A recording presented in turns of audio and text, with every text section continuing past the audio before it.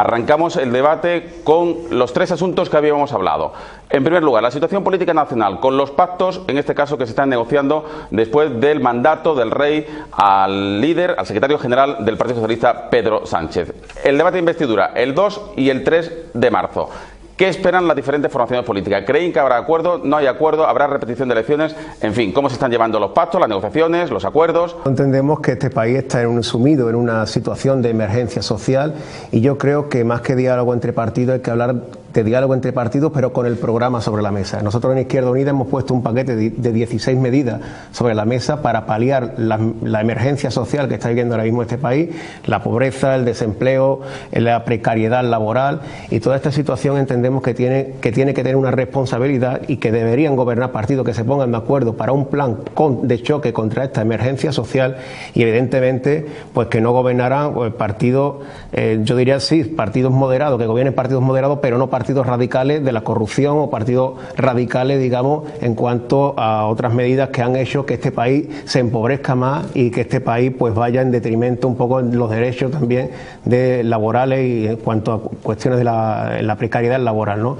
Estamos yendo para abajo y entendemos, además yo como alcalde puedo dar fe de ello porque le pongo rostro a la ciudadanía en la medida en la que me vienen a pedir muchas veces situaciones que no podemos desde los ayuntamientos acometer, y evidentemente necesitamos ese plan de choque que solamente puede venir mediante un programa y un programa de izquierda. He oído hablar de regeneración democrática. A mí me gustaría, cuando se hable de regeneración democrática, hablar de ley electoral, y me gustaría saber qué opina el resto de partidos de la ley electoral, donde un grupo como Izquierda Unida con 1 millón de votos solo tiene 2 diputados. Yo creo que una regeneración democrática pasa por un cambio en la ley electoral y también por medidas de participación ciudadana. Si evidentemente queremos hablar de una regeneración democrática, tiene que haber necesariamente medidas de participación ciudadana. Cuando hablaba el compañero de Ciudadanos sobre que tenemos que entendernos, más que entendernos entre partidos políticos, entre personas de partidos políticos, yo insisto que hay que entenderse sobre qué es lo que le hace falta a este país para poder llegar a paliar la necesidad que existe ahora mismo en esta nación sobre la cuestión de la emergencia social que vivimos. No hace falta dar datos, yo creo que los datos están hoy día más que dados por la televisión y que es altamente conocido por todo el mundo, y entiendo que eso hace falta un plan de choque. No, lo que yo quiero poner sobre la mesa es el programa, hablar sobre el programa, hablar sobre las ideas, cuáles son las ideas que tenemos que traer y cuáles son las medidas concretas que tenemos que llevar.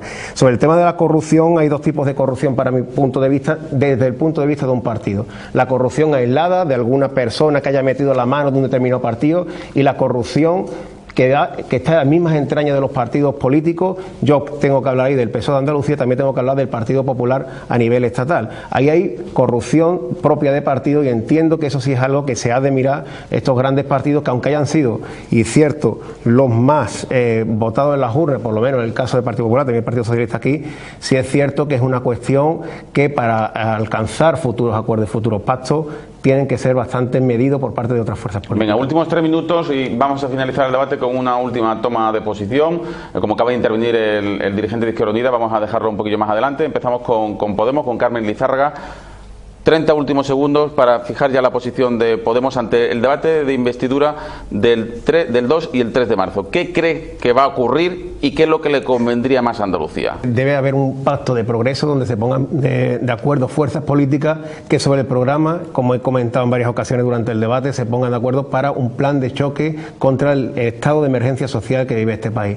Yo creo que hablar sobre el programa es lo importante, y que en esas medidas nosotros hemos puesto 16 puntos sobre la mesa, que es la parte por la que nosotros apostaríamos por la investidura de aquellas personas que respeten nuestro programa y nuestra propuesta. Muchísimas gracias. Seguimos en Acento Andaluz, en Onda Luz Televisión, con el segundo bloque del debate esta noche con dirigentes del Partido Socialista, del Partido Popular, de Izquierda Unida, de Podemos y de Ciudadanos, las 5 formaciones con representación parlamentaria en la Cámara Autonómica. Y este segundo bloque del debate lo vamos a fijar sobre una fecha histórica para Andalucía, el 28F, el próximo domingo. Andalucía conmemora el 36 aniversario de la fecha en la que conquistó su autonomía plena. Y les pregunto, para el debate, ¿qué situación, qué papel debe jugar Andalucía en un momento de gran convulsión territorial, sobre todo motivado por las ansias soberanistas catalanas y vascas y por documentos de partidos políticos como Podemos, que hemos conocido esta semana, que habla de una España a 2 velocidades? Bueno, nosotros entendemos que el 28 de febrero es un día, efectivamente, para celebrar. Yo también quiero recordar esa fecha, 4 de diciembre del 77, que es una fecha que muchas veces está como olvidada, y fue cuando el pueblo andaluz salió a la calle y lo que posibilitó que posteriormente estuviera el referéndum del 28 de febrero. Yo creo que ese día fue también, esos 2 días, fueron hitos en las conquistas del pueblo trabajador andaluz. Fueron un hito porque además aquí en Andalucía fue mediante el artículo alcanzamos el artículo 151 de pleno derecho a través de las manifestaciones, a través de las calles, no fue dado como otras regiones en España. Por lo tanto, nosotros entendemos que el 28 de febrero es un día para la reivindicación, para posicionarnos en contra de la situación actual que vive ahora mismo Andalucía. Ahora mismo Andalucía vive un estado de emergencia social, como he dicho antes, hay un 60% de paro juvenil, 1 de cada 3 mujeres en paro, hay un alto número de desahucios, un gran nivel de niños en riesgo de pobreza, y esta es la Andalucía que tenemos, y la Andalucía que con el espíritu del 28 de febrero y también del 4 de diciembre tenemos que reivindicar y tenemos que intentar darle la vuelta. Andalucía con sus virtudes, también con sus carencias, con sus lagunas, en un contexto del que no podemos abstraernos, sin lugar a dudas, en el contexto en el que vivimos, en un país como es España, donde hay enormes tensiones territoriales. Comienza el debate y sí me gustaría que pusieseis el acento también en el papel que va a jugar Andalucía ante esas tensiones o esas ansias soberanistas catalanas vascas, después de lo ocurrido este fin de semana con la Asamblea Nacional del PNV, y también ha quedado claro cuál es la posición de Podemos Andalucía. No quieren una España a 2 velocidades, pero sí es cierto que hay un documento nacional de Podemos en el que habla de nacionalidades y de comunidades, aunque evidentemente Podemos Andalucía, tal y como usted dice, se desmarca de momento de ese documento. ¿No? Sí, nosotros entendemos que necesita una Andalucía en igualdad hacia adentro y en igualdad hacia afuera, desde luego una Andalucía de paz que evidentemente esté contra las bases de Rota y de Morón, y una Andalucía que reivindique en primer lugar los problemas de la gente, y después hablemos también de la cuestión territorial, que es un problema que está ahí.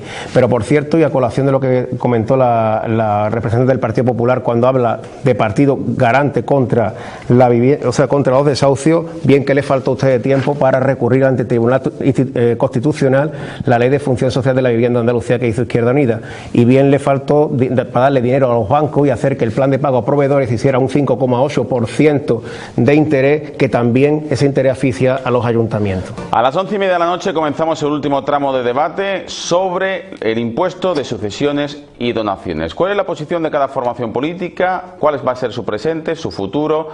Sabemos que mañana hay una reunión importante entre el Partido Socialista y Ciudadanos para intentar pactar algún tipo de acuerdo. Recordemos que Ciudadanos pide la reducción progresiva de este impuesto. El PSOE dice que es un compromiso que va a ejecutar durante la legislatura. El PP pide su eliminación inmediata. Vamos a conocer la posición de cada partido político y sobre todo vamos a poner el acento en un dato que los ciudadanos van a entender muy bien.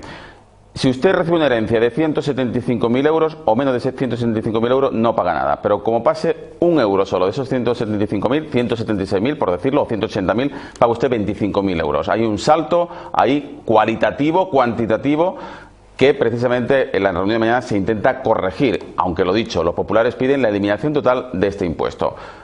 Bueno, nosotros creemos que este impuesto, que es un impuesto además directo, se enmarca dentro de lo que es el propio debate de los impuestos, ¿no?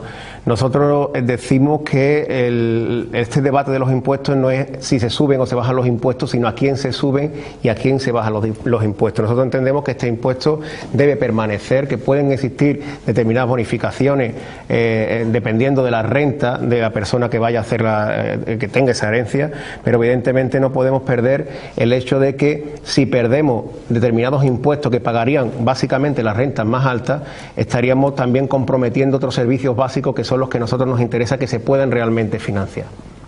Nosotros, bueno, estamos de acuerdo todo el mundo en que impuestos tiene que haber, ¿no? Para que exista una suficiencia financiera en la administración, ¿no? Por lo tanto, dentro de esto, que es algo obvio, evidentemente, nosotros entendemos que hay que gravar los impuestos directos, como este del que estamos ahora mismo hablando, que es el impuesto que grava la riqueza, que grava el patrimonio, y también me gustaría hablar de los impuestos indirectos, el IVA de los pañales, el IVA cultural y otro tipo de IVA que paga todo el mundo, el que cobra al mes 1 millón y el que no tiene para pagar.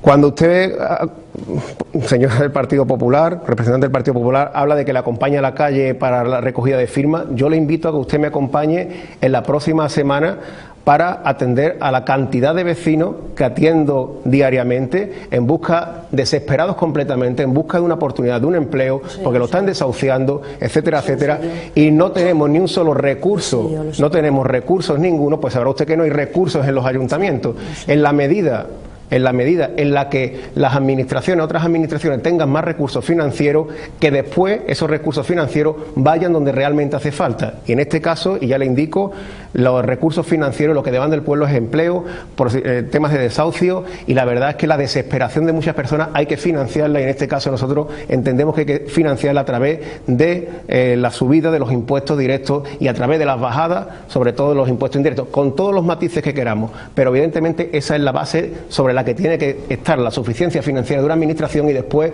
por supuesto, el reparto en la medida a las personas a las rentas más bajas. Sí, a mí me gustaría que nos dijera, pongamos que se suprime el impuesto. Bueno, ¿y ahora de dónde sacamos? Díganos también la parte B, ¿de dónde sacamos entonces el dinero para, por ejemplo, que no tengamos, y lo digo yo como alcalde de un ayuntamiento, por la parte que me toca, para no repartir más miseria dentro de los ayuntamientos? ¿De dónde sacamos entonces el dinero? ¿Subimos el IVA, que es más injusto, que es mucho más injusto? ¿O de dónde sacamos el dinero? Porque claro, no podemos decir suprimir porque pobrecito el 7%, pero ¿de dónde sacamos el dinero para los que sí realmente necesitan que les llegue esos planes de empleo o que les llegue esas medidas que tenemos que adoptar entre todos? ¿De dónde se saca el dinero? Porque yo creo que es una parte importante. No podemos poner una vela al santo y después otra al diablo. Tenemos que decir exactamente de dónde vamos a sacar el dinero y qué vamos a hacer después con ese dinero.